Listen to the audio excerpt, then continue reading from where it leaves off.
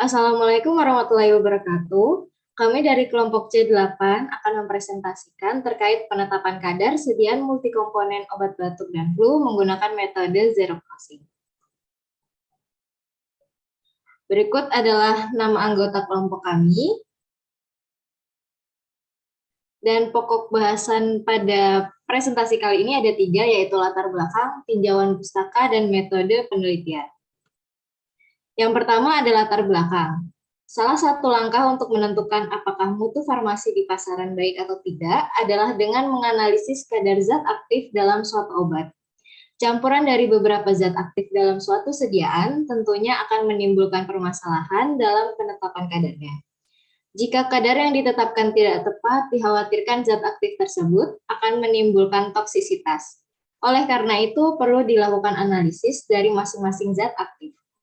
Pada penelitian ini, dilakukan penetapan kadar pada campuran paracetamol, gliseril guaicolat, fenilpropanolamin, dan klorfeniramin maleat menggunakan metode spektrofotometri derivatif dengan menentukan panjang gelombang menggunakan metode zero crossing. Untuk tinjauan pustakanya sendiri, yang pertama ada paracetamol. Paracetamol atau acetaminophen adalah turunan dari p-aminofenol dan golongan sintetik non-opioid yang mempunyai fungsi sebagai analgesik dan antipiretik sentral. Lalu ada gliseril guaicolat yang merupakan salah satu obat batuk ekspektoran. Gliseril guaicolat sendiri memiliki efek ekspektoran dengan meningkatkan cairan di saluran pernafasan, meningkatkan aliran sekresi yang kurang kental, meningkatkan aktivitas empedu, dan memfasilitasi menghilangkan lendir kering.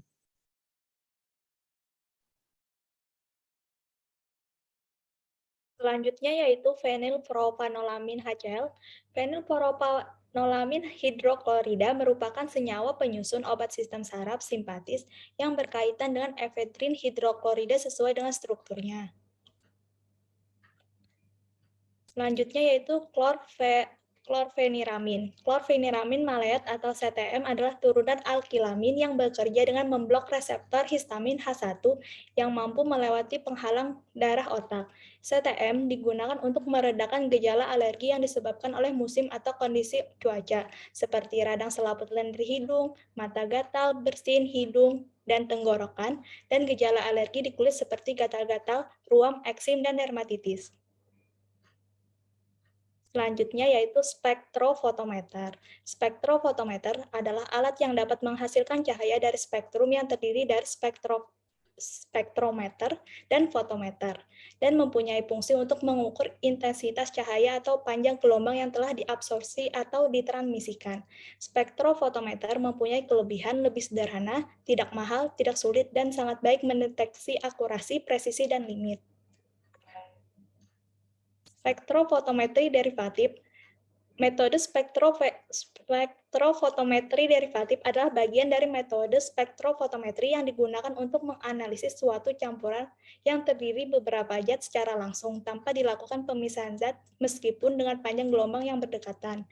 Kelebihan spektrofotometri derivatif adalah dapat menggambarkan struktur yang rinci dari spektrum serapan, dapat melakukan analisis kuantitatif suatu zat dalam suatu campuran dengan zat yang panjang gelombangnya berdekatan, lebih sederhana, alat dan biaya relatif murah, dan waktu yang dibutuhkan lebih sedikit.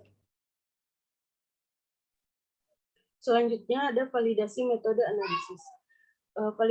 Validasi metode analisis adalah kegiatan penilaian terhadap parameter yang berdasarkan percobaan laboratorium untuk dapat memastikan bahwa parameter tersebut dapat memenuhi persyaratan untuk keamanan penggunaannya.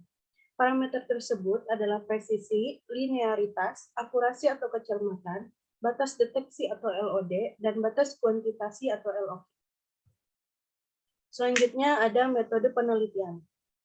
Yang pertama ada alat yang digunakan, yaitu alat-alat glass lab berupa lab ukur, gelas ukur, pipet tetes, pipet mikro, batang pengaduk, dan corong.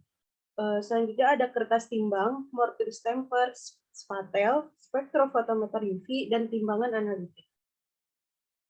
Kemudian ada bahan yang digunakan, yaitu amilum 5%, aquadespe, CaCO3, CTM, gliseril guaicolat, laktosa, maltodextrin DS1015, magnesium stearat 5%, paracetamol, PEG 6000, Pharmaquat 904 Sucrosa, TAB 1%, paracetamol, TIO, dan sediaan tablet di pasaran.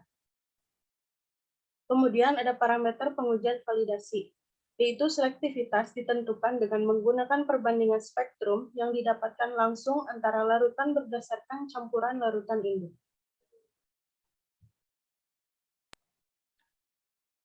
Parameter selanjutnya yaitu linearitas, dihitung berdasarkan persamaan regresi linear dari kurva kalibrasi masing-masing larutan standar.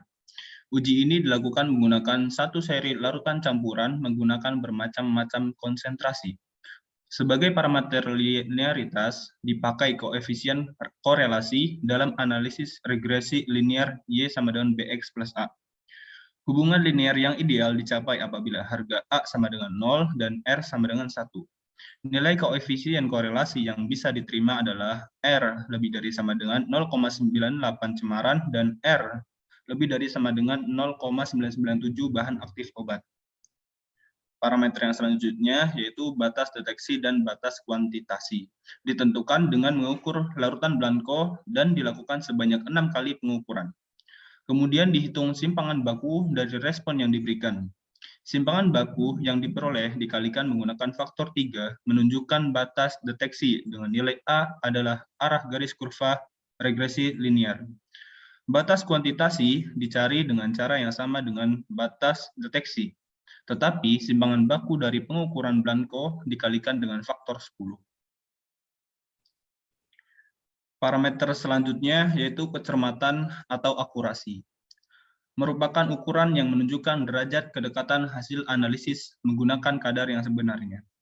Kecermatan dilakukan menggunakan metode spike placebo recovery, yaitu memilih perolehan kembali persen sejumlah analit tertentu bahan pembantu yang ditambahkan ke dalam basis tablet dibentuk bubuk simulasi.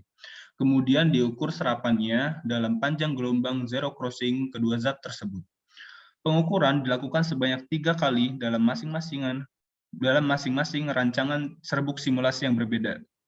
Kecermatan diperiksa menggunakan perbandingan persentase jumlah analit yang diperoleh kembali atau XR terhadap nilai sebenarnya XA yang dinyatakan sebagai persen perolehan kembali dengan 80-120% untuk obat bentuk ruahan dan 95-105% untuk obat jadi.